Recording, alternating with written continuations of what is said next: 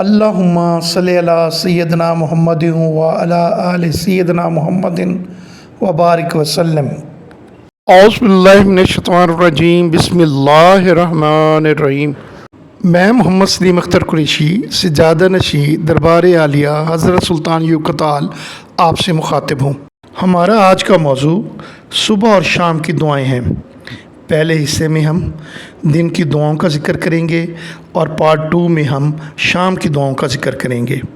جیسے ہی کوئی شخص صبح نیند سے بیدار ہو تو سب سے پہلے رسول اکرم صلی اللہ علیہ وآلہ وسلم پر درود پڑھے، بعد میں یہ دعا پڑھے: الحمدللہ الذی احیانا بعد ما اماتنا والیہ النشور، جس کے معنی ہیں کہ اے اللہ تو نے مجھے عارضی موت کے بعد زندگی دی، بے شک تیرے پاس ہی اکٹھا ہونا ہے۔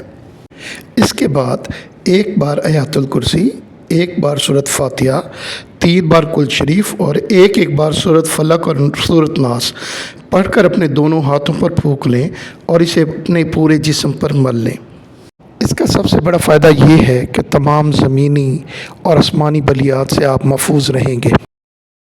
لا الہ الا اللہ وحدہ لا شریک لہ، لہ الملک و لہ الحمد، یحیی و یمیت وہو حی لا یموت وہو علی کل شیء قدیر۔ تمام تعریفیں اللہ تبارک و تعالیٰ کے لیے ہیں۔ وہ زندگی عطا کرتا ہے، وہ موت دیتا ہے، وہ زندہ ہے، وہ کبھی نہیں مرے گا اور وہ ہر چیز پر قادر ہے۔ باللہ ربا و بالاسلام دینا و محمد صلی اللہ علیہ وآلہ وسلم رسولا۔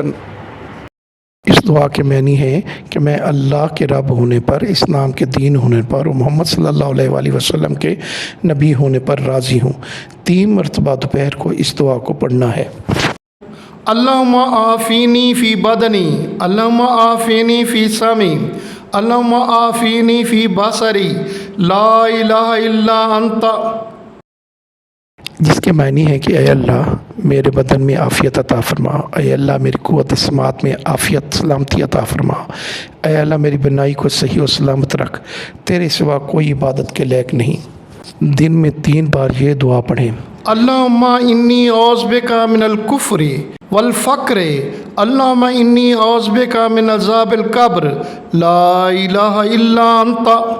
اس دعا کے معنی ہے کہ اے اللہ میں کفر سے، محتاجی سے تیری پناہ مانگتا ہوں، اے اللہ میں قبر کے عذاب سے تیری پناہ مانگتا ہوں، تو ہی عبادت کے لائق ہے۔